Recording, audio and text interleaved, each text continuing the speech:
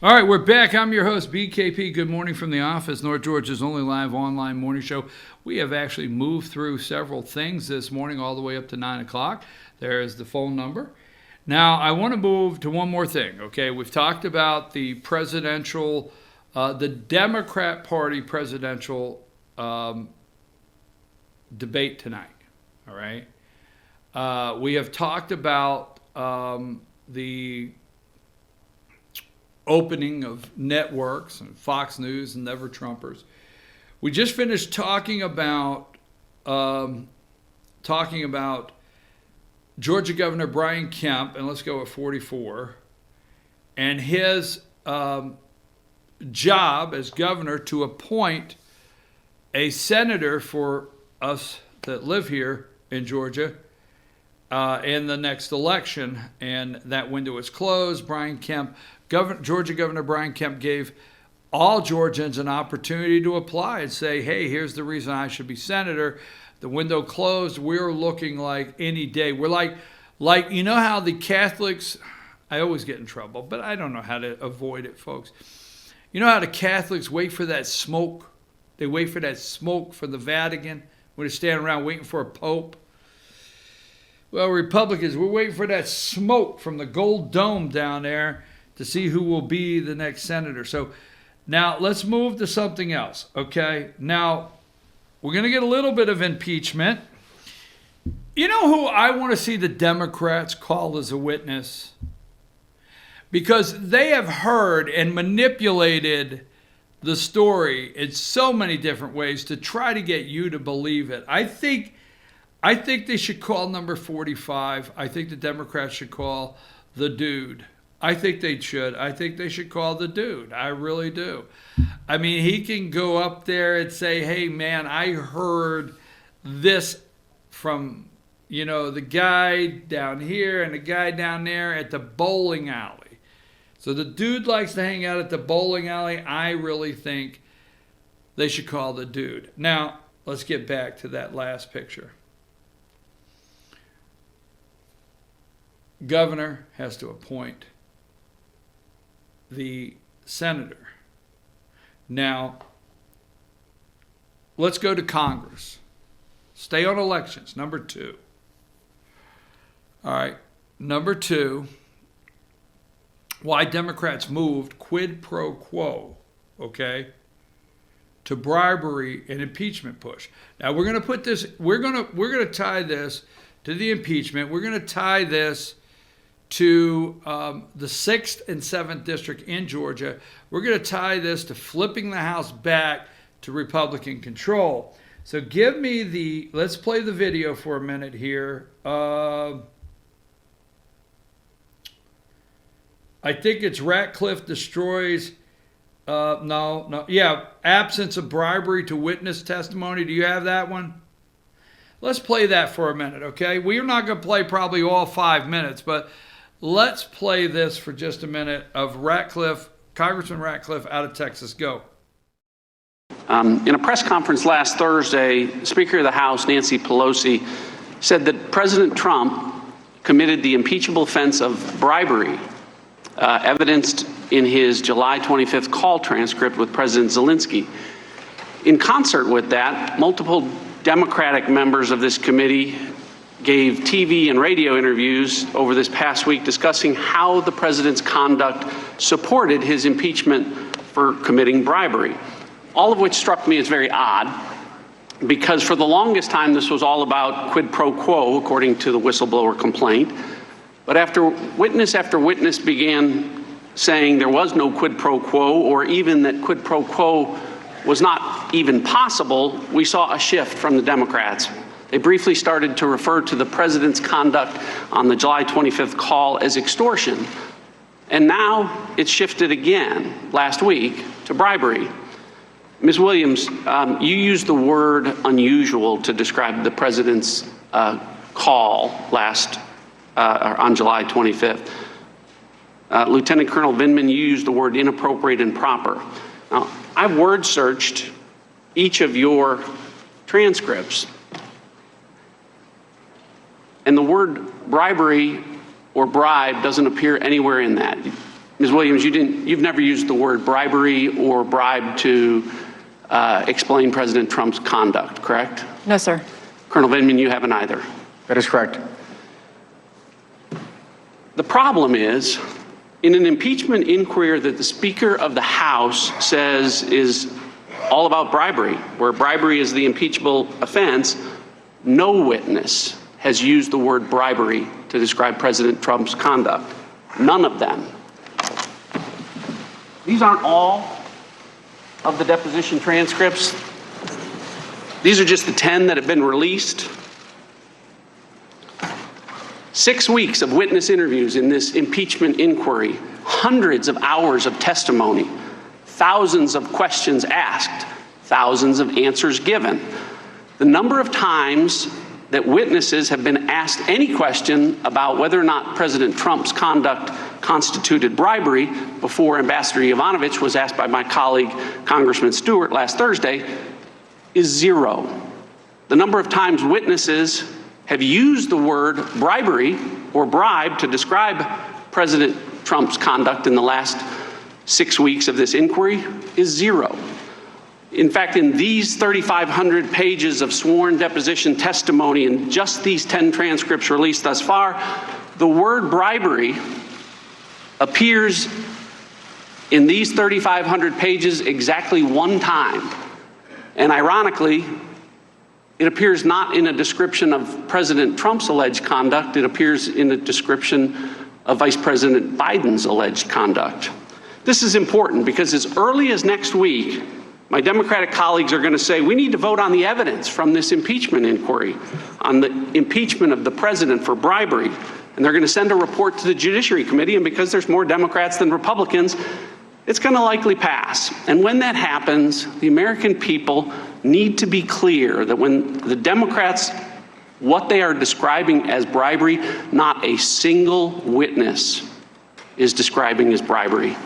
We've heard many times in the court. All right, I let that play a little longer, and I want it because Representative Ratcliffe was making a very good point. Now, that is not being played around the NBC, ABC, CBS, hashtag deep state corporate corrupt media. So why Democrats moved from quid pro quo to bribery in the impeachment push? Why did they? Okay. You have a stack this high of 10, depositions released. Not one time is it referred to. You heard both of the witnesses say, we never referred to it as bribery, but Nancy Pelosi, the Speaker of the House, now shifted, these are evil, lying people to the American public. They're scary. They're flat out scary what they will do. They want to bring this man down at all cost. And the cost is you, and the cost is our country, out of your pocket, our country. So Nancy Pelosi and them moved to bribery. Why did they do that? Okay, why? And that's what we're going to get into our next little segment here.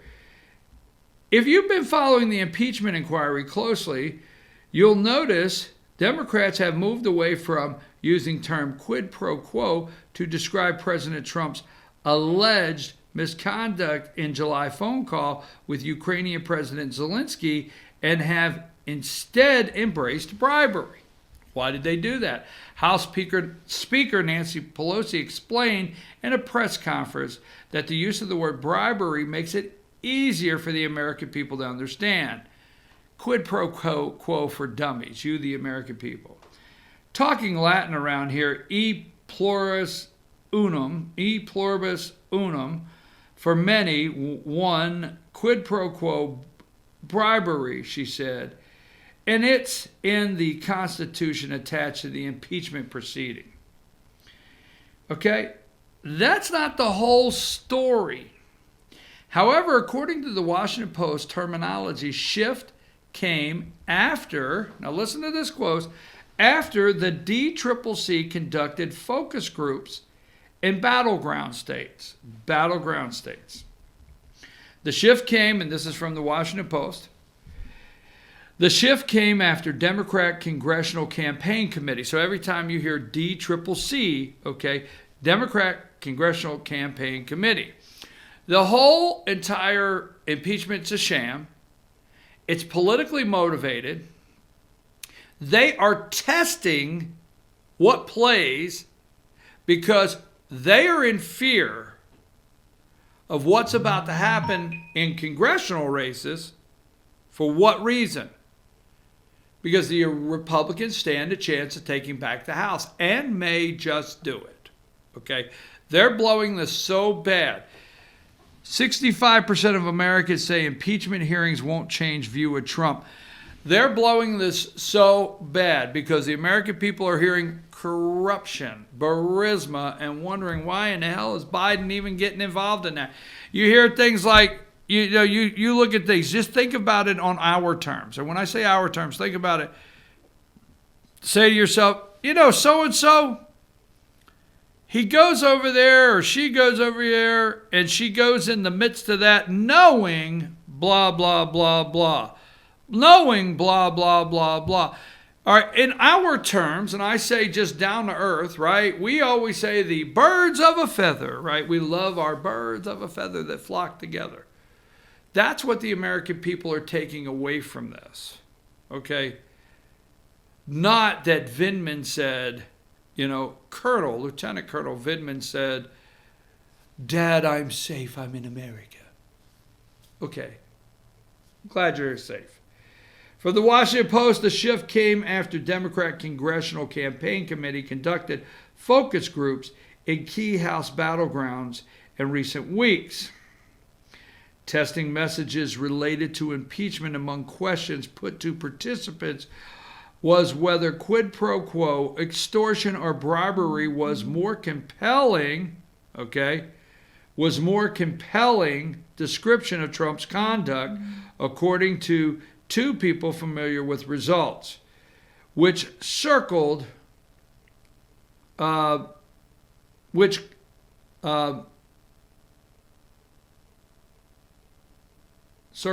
Democrats this week. The focus group found bribery, to be most damning. The people spoke on the condition of anonymity. The people spoke on the condition of anonymity. They do every damn thing under anonymity, and nobody can prove a damn thing because the results have not been made public. So Nancy comes out and she switches over to what? She switches over to bribery. Now, let me pull up my last couple things I want to do. First of all, congressional out there, from Florida to New York, get involved in your local. From Florida, you've got a lot of conservative areas. You've got a lot of conservative areas in the United States that are in California. You have conservative areas, yes, in New York. You have conservative areas, yes, in New Jersey. You do. You have conservative areas in Illinois. Get to work, Florida. Get to work. Second, we can take back the House. You need to realize there's multiple states from Virginia to Pennsylvania and so on and so forth that have rewritten, North Carolina, you name it, have redrawn the congressional maps to favor Democrats. So you got extra work. You got extra work to do in your homework. Okay? So let's look at this. Georgia. The 6th district, number 42. Now, how do I say this and wrap this into this? We want to flip the 6th. Hashtag flip the 6th. Why is Karen Handel getting the endorsements of the Johnny Isaksons and others? Why? Why are GOP power players in Georgia endorsing her once again? I'm going to tell you why, and they're not going to like it. And I'm going to tell you how I feel, and they're not going to like it. Because I do believe that the GOP in Georgia feel there's an undercurrent in some of these districts that are anti-Trump, and whoever the candidate is needs moderate, very moderate endorsements so that they don't seem too radical and can possibly win. What do I mean by that? Now, this is the boy, the man-child. He's the boy that they hoped would be king in Georgia. This is the boy that they hoped would start the ball rolling and everybody would fall in love with the likes of him and Francis O'Rourke in Texas. This is Jon Ossoff. John's running for Congress. No, he's not. Back up. John's running for Senate. He thinks he could get the whole enchilada. He ran against Karen Handel.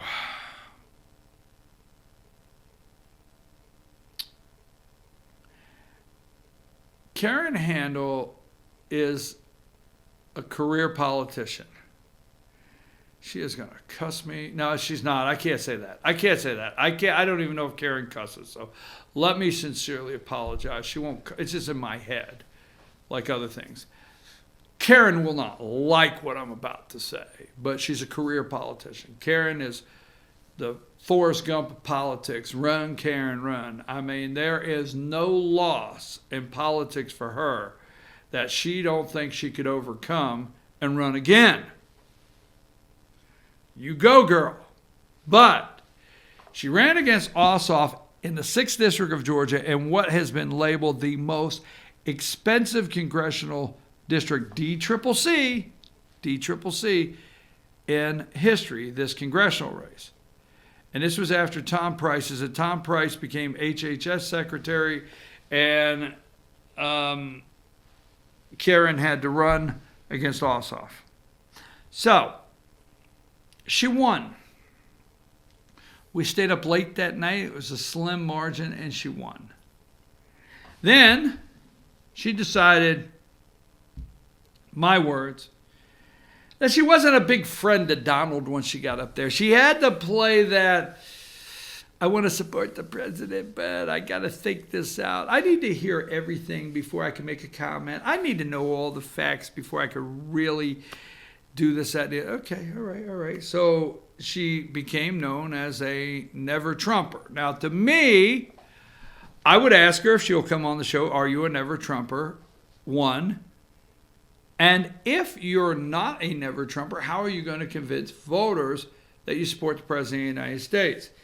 So number 43, she runs against, should have been a slam dunk. Lucy McBath, she wants to take your guns. She wants to lock down your kids in schools. She wants to, you name it. If it Green New Deal, if it could be liberal to the left, this lady is for it. Should have been a slam dunk. Karen Handel should have beat Lucy McBath as a slam dunk. Now, this is an off-year election. The president's not on the ballot. When Lucy McBath kicked Karen Handel's ass. Sorry, I always should not. Every time I say in my brain, you shouldn't say that. Why the hell do I say that? But anyhow, when she won, handily. There you go. Karen should have won. Now, I was told, and I'm not, no names, but I was told by a I'm going to give it 3 varies, very, very, very powerful Republican, that I was incorrect in the nicest way. See, I feel Karen Handel did not win re-election in the 6th District, and we lost a seat right here in Georgia that used to be years ago, Newt Gingrich, list goes on.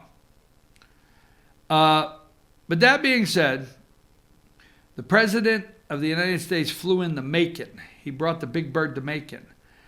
The weekend before, I think, it's all from the top of my head, the election.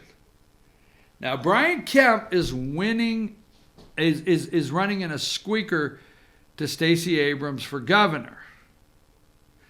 So in Macon, the president rolls in. They never talk about this one. They break down. Folks, I know. I'm going to look in the camera as arrogant as I can be. I know what happens in these elections. They tend to break down the Trump swooped in, and lost in Louisiana, to a Democrat. That Trump swooped in, all right, and lost to a Democrat in Kentucky. They never break down the exact truth of what happened in those campaigns or those elections. They stay away from an off-year election where Trump swooped in Macon, Georgia, weekend before, had Brian Kemp on the stage, and Kemp won election. He won. No, they don't talk about that. There's a governor's race they don't want to talk about. But anyhow, when he stood on the stage, Karen Handel was nowhere to be found. Now, is Macon 3 hours from her? Yeah. Would it, if you get up that morning and say, honey, let's pour our orange juice together and sit outside and have a bagel. I don't know what the hell they do. Do you think we should drive down this morning? Dear, it is 3 hours. It's a 3-hour drive. Yeah, I know, but the SS Minnow set sail for a 3-hour tour, and they were, you know what happened there. This could be a boat wreck for me to go down there. Yes, dear, I don't think we should drive 3 hours to stand on the stage with the President of the United States. We're going to roll the dice and take our internal polling that says that Trump's a negative in the 6th District of Georgia. And they did. Guess who's Congresswoman now? Lucy McBath. I have had Republicans, and I think this is the reason why. I think they're in fear. I think there's no way now. This guy right here,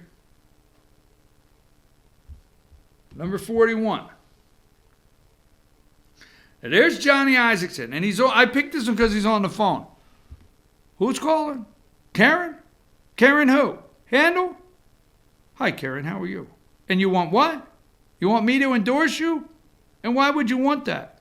Well, you're one of the most liberal. I mean, if you get right behind Susan Collins and Murkowski from Alaska or whatever her name is, and Mitt Romney, I mean, you could be the fourth one in that group. I mean, you guys could have a group, 4 of 4, and you're right there.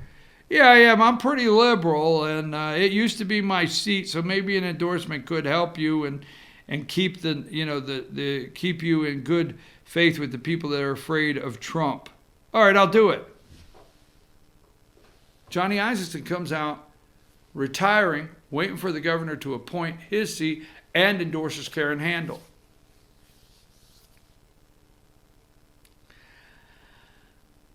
Can Karen Handel win the Republican nomination? Will you believe her again if she says she is a Trump supporter?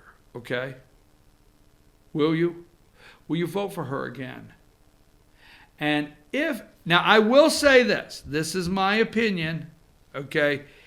Anyone that makes it on the ballot as a Republican will be swept in by the President of the United States.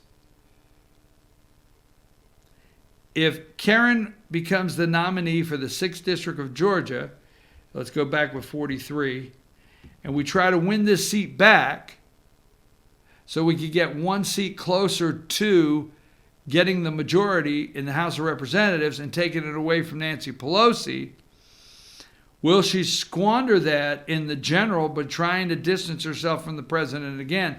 Because if you don't think people will go pull the lever for Donald Trump and not her, badly mistaken. All right. All right. Now, let me say this for Georgia and I'll move along. We have a 6th district and we have a 7th district.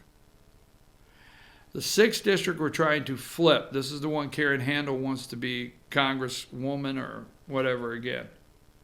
6th district we want to flip. 7th district we want to save. So keep that in mind. We got 2 districts, 6 and 7. 6 we need to flip. 7th we need to save. We need to realize that here in Georgia and get to work. Now, go back to number 2.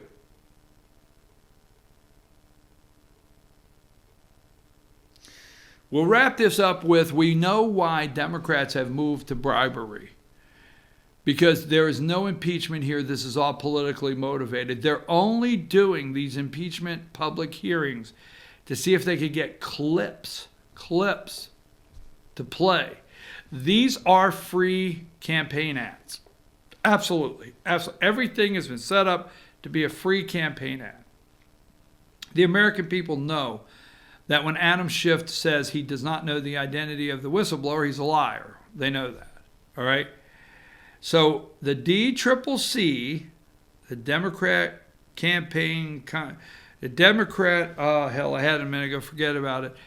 They've done the polling that says bribery works better than anything else. They're in fear that the American people are going to throw them out, throw their asses out on the street for what they've done to the President of the United States, wasted their tax money, wasted their time, and wasted what they promised, okay?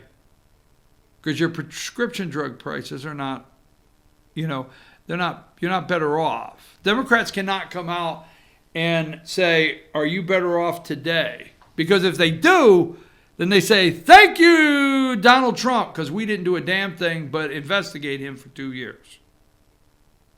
All right? They're afraid we're going to take it back. All right? It's all set up. We're going to take a break. We're going to come back. And yes, we will wrap up the last half hour of our show with impeachment and look around the web to see if there's anything new. Take us to break.